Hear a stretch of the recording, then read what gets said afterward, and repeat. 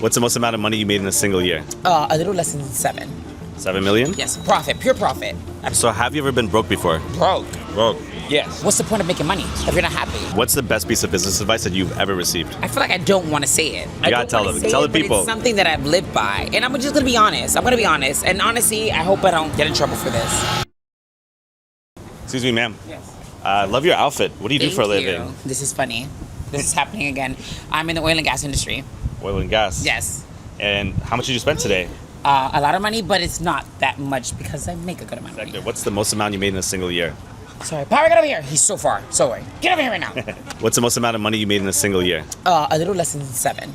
7 million? Yes, profit, pure profit. I've made more than that, but it was profit, just my money that I get to take home. I like that. And what about what's the most amount of money you've made in a single day? $250,000. In one day? Yes, in one day. Wow. What, can I spend the day with you?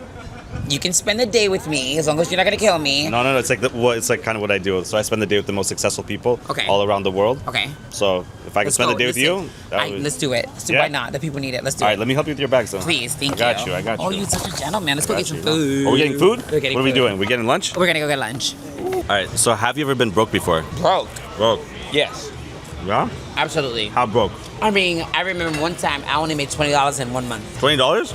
And how did you recover from that? Fun fact, was starting my training business and me being a personal trainer was the fact that I had made only $20 a month before. So people don't know this. So people think that I became a personal trainer because I was like into bodybuilding and you name it, and I was like such an expert. But the reason why I started making money off of bodybuilding and training clients and actually like putting out meal plans and actual workout plans was because I had only made $20 a month before and I couldn't pay my $50 phone bill. No way.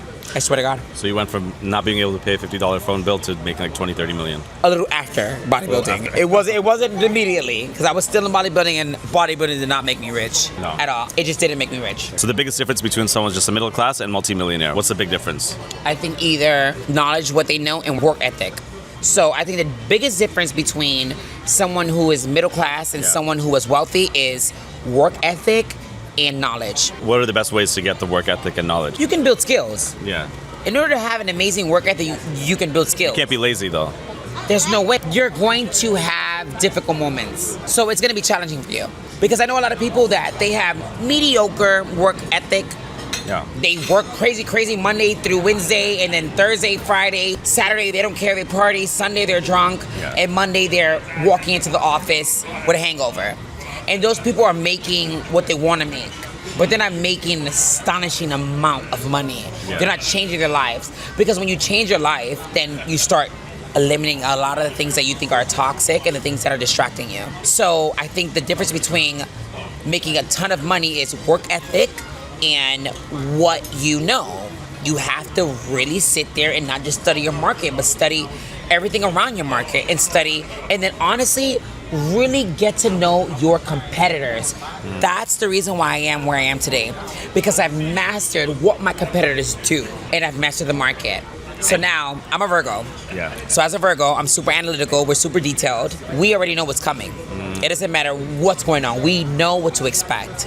And we actually expect the unexpected. So we're ready. And how could someone take their business to the next level if they're stuck? Maybe they're making like 10K a month, 15K a month, but they're stuck at that level. How can they go to making like 100K a month, $1 million a month? Like, there's no way that you're making 10K a month and you think you're gonna make 100K a month without investing. In order to scale your business, you have to invest in the proper team and the proper mentors. There's tons of people that are showing you we can scale your business. Now, you have to differentiate the real from the fake, but invest. I did not get from 10K, 100K to $1 million X a month without scaling my business and investing in the proper, I want to see team. People around you is what makes the difference. The people around you, but also hiring the right team. Yeah. Just saying, I'm going to take $25,000 out of my profit this month and I'm going to invest it in the proper mentorship. I would say hire the best mentor. Mentorship took me to another level. I swear to God, I'm telling you. I took my little $20,000 and I broke it into 3 pieces. And then I realized this mentor didn't work. This mentor was good and I learned a couple things. And this mentor was worth every penny. It's funny how this finger. Every penny. I was at the bottom of the barrel because I had invested in the least amount of package. And then when I went in and reinvested into this package, and then I got to sit next to my mentor. I know it sounds crazy. It sounds super cliche. Yeah. It does. Because Because people are like, oh, you want to invest in somebody? It's like, I did that though. And the one thing about it is I was born into the oil industry. You're not taught how to scale your business because everyone that I'm doing business with are grandfathered in. They're old. So in order to teach this new dog some new tricks, I had to invest in somebody who's gonna help me scale the business. I had to spend my own money. I did.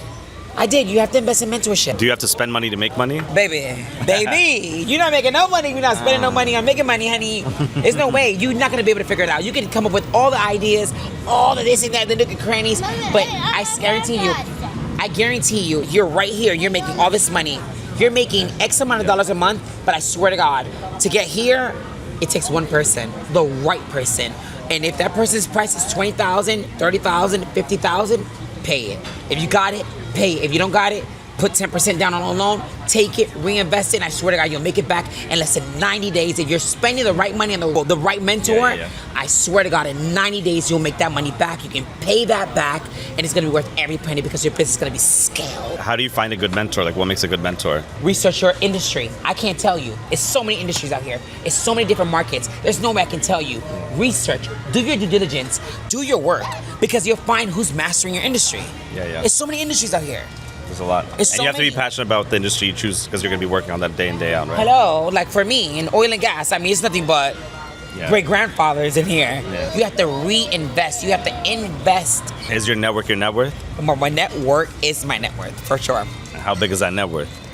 Unscalable. You have to understand that I'm in the oil, gas, natural gas, renewable, EV, solar plants, solar trees. Don't talk to me. Listen, don't talk to me about nothing. We got government contracts over here, so it's unscalable. Tell me about your dating life. What do you look for in a guy? Well, honestly, when it comes to guys, who knows? Because I'm in between. Does a guy have to make more money than you or no? It doesn't matter if it's a guy or a girl. Oh, it's like that. I'm in between. What's the best piece of business advice that you've ever received? I feel like I don't want to say it. You gotta tell them. Tell the people. It's something that I've lived by. And I'm just gonna be honest. I'm gonna be honest. And honestly, I hope I don't get in trouble for this. You gotta have a Jew on your hip. Have the right team. Have the right team. Have the right lawyers, tax attorneys, you name it, and you'll be fine. But you have to hire the masters. I've been doing it for a long time, so I don't want to say it, but someone that is on the fence, they don't know if they should start a business right now, they're stuck in the corporate world, they don't know if they should make that jump, I want you to talk to them. If you're in the corporate world, first of all, what have you been doing? Whatever you've been doing, at some point you've mastered something in the process of that. And if you didn't master something in the process of the corporate world, there's something that you've mastered before you got into the corporate world. So what I'm saying to you is, whatever it is that you are absolutely in love with, think about it and legalize it today. LLC it, S corporate, C corporate, it doesn't matter what it is. If you don't have an idea of what you want to do, still legalize it. Tap into you, whatever the sun biz, whatever it is for you to create your corporate filings and legalize a company. You might not have the idea today. You might have it next year, the year after, or the year after that. Legalize it, come up with the idea. But as long as it's already legalized, the name, LLC, S corp, whatever it is, you'll find a way to make it happen later. But you want time, longevity, because you're going to be qualified for loans. You're going to be qualified for grants. You're going to be the 10-year company when everyone else is just starting. You want time. Legalize it today. And let me tell you something. Even if it's just your name, legalize it. If it's just your name. Lazy's not gonna get you nothing. Lazy's not gonna get you nothing but a headache, and you're gonna be watching these videos for the rest of your life. That's true. Do not be lazy. And honestly, I can't tell you to not be lazy, because honestly, if you've seen this video and you watched it, you should know better. How many businesses do you currently run? Oh, so right now I run about 4 to 5, because I do have an executive assistant, but I have 13. You have 13 businesses right now? Yes. All oil or? No way. Different things. I mean, we have all kind of stuff. We do retail. We sell the simplest things. And then also we white label a couple things as well. So we have a couple platforms on the internet. We do everything. You do everything. I got a tech company. We do a couple things. What's some advice you have to someone that's currently working like a corporate 9-to-5 job, but they want to become a successful entrepreneur? What would you tell them? I would say get really familiar with whatever it is that you want to spend the rest of your life doing. Get very familiar with it. So you have to love it. You have to love it. You should love it. Because why be miserable? What's the point of making money? money if you're not happy. Did you love oil, or how did you start with that? I love it because it was my family thing. Yeah. And then I was born into it. So I was little on oil rigs. I was a little girl in Texas. My dad, he got me very familiar with a lot of this. And I witnessed the oil rigs and the pumping crude oil and stuff like that. So I knew it was something that I wanted to do. So if someone has $10,000 right now, what's the best thing they can do to get rich? I mean, today you can do so much, honestly. I'm not a trader, but I've heard things. And then also I would say, invest in something that you're willing to take a loss from, but something that you're actually willing to invest time in mastering. There's so many ways to invest $10,000. But I feel like whatever it is, you have to be excited about it because you're gonna be involved every day. And that I feel like is the mastery. That right there is the secret. It's getting up every single day and being excited to at least learn. And then when you take the losses, you're not gonna cry about it. Do you see a lot of people making money off of things that they don't love doing? 100%. I feel like everybody, no one wants to reinvent the wheel. Everyone is just saying, hey, let's just do whatever's working for everybody else, let's do it. If it's working for somebody and you see that you probably have more skills in that same niche or that same industry as them, I say go for it. Yeah. But at the end of the day, it's like, why weren't you already doing that? So you really have to question yourself sometimes. Be honest with yourself, because I can guarantee you 9 times out of 10, if it wasn't some weird way they got rich, all the multimillionaires, billionaires, the people who are actually successful, they were honest with themselves. They knew what they were good at and what they weren't good at. They hired the right people, but they knew what niche was going to work. Yeah. And sometimes it's a springboard. Sometimes they made $1 million from somewhere and they became a billionaire off something else. Their real passion. But be honest with yourself. At what age did you become a millionaire? 21. How did you feel when you got that first million? Unstoppable. Did your life change? Would you say money buys happiness? Absolutely. Because I was able to pay rent and do a lot of things at 21, buy myself a Corvette. So I did a lot at 21. So you think money buys happiness? Absolutely. I mean, money buys happiness if you're already happy. Yeah. If you're depressed, then nothing's going to change that. But if you're a go-getter and you put a lot into yourself, you work on yourself, then money's just going to amplify that. How do you stand out in a room? You're in a room full of business executives. How do you make an impression? How do you stand out? You have to know who you are, first of all. And if you know that you fall short, work on yourself. Don't try to come in there, because let me tell you something about multimillionaires, billionaires, and you don't even have to be rich. You just have to be smart. You have to have a high IQ. You have to really be that person. Because a lot of people who are that person, that guy, that girl, they're not even that rich, but they can smell the fake. You can see it. It's super transparent. So know who you are, and if you fall short, invest in yourself. If it's speech classes, use ChatGPT, use all these different AI systems, whatever it is, but learn, master your industry. When you go in there, chill, come in there with that energy, know who you are when you walk in. How do you walk into a room? Pretend I'm just some random guy? Okay, so let me tell you how I walk in the room. Role play. I walk in the room knowing that I'm making my ancestors proud. I like that. That's how I walk in the room. I like that. Because I know that my ancestors paved the way for me. It's no way that I would have been where I am, what I got going on, if my ancestors didn't pave the way. From my father, my great-grandfather, my grandfather, you name it, my great-grandmother, in every aspect. I walk in the room making them proud, because I know that it's no way I would have gotten there if it wasn't for them. I love that. Today. All right, so let's role play. You walk in the room. I'm someone you're trying to do business with. Yeah. How do you make that first impression? Okay, so the difference is that when I walk in the room, I'm called into the room. Okay. So I don't really have to make an impression. I'm called. They already know who you are. They know who I am. They're waiting for me, and I'm usually 5 minutes late every time. They're usually waiting on me, honestly. So when I walk in, the first thing I do is I might apologize when I walk in. Sure. For me, honestly, my life, I walk in, I'm like, I'm so sorry, you guys. I swear, it's so natural for me. I don't care. That's why but that's another reason that I'm super advanced, because I don't mind saying sorry. A lot of people have problems saying sorry. I don't mind saying sorry. Like, I'm usually late sometimes. Do you have some negotiation advice? Any advice for negotiating business deals? Do not take no for an answer. Like I said, you're asking the right questions. You're asking the wrong person. And then sometimes you might be asking the right questions, but you might need to go back to the drawing board and reorganize that question. You might need to ask it in a different form. Do you ever give the price first, or you have to wait for the other person to come with the price first? You don't talk about price until it's time to close. What you need to focus on is servicing the people. What do they need, and can you service them? And when you're secure that you can service this person, when you know that you can deliver, then you talk about price. You don't never talk about price in the beginning. So don't lead with price, none of that. That's what I think. Number one, when I teach sales, you don't speak about prices. You talk about how can I solve your problem. And what do you think is the easiest way someone can make money in 2025? E-com, drop shipping, get you a whatever it is, figure out your niche, go ahead, find your manufacturer, your supplier, put a little bit of money in it, white label, doesn't matter, throw it on the internet, Shopify. So take 30 days, master any niche, what it is, take 30 days, invest in one field, master it, write a book, put it on the internet, digital product, sell it. You'll have enough money coming in to physically be able to fund whatever it is that you want to make. Did you always know you were going to be successful? I always knew it because I was successful since I was a kid. So I started making tons of money when I was 15. When I was 14, I was making a lot of money in high school.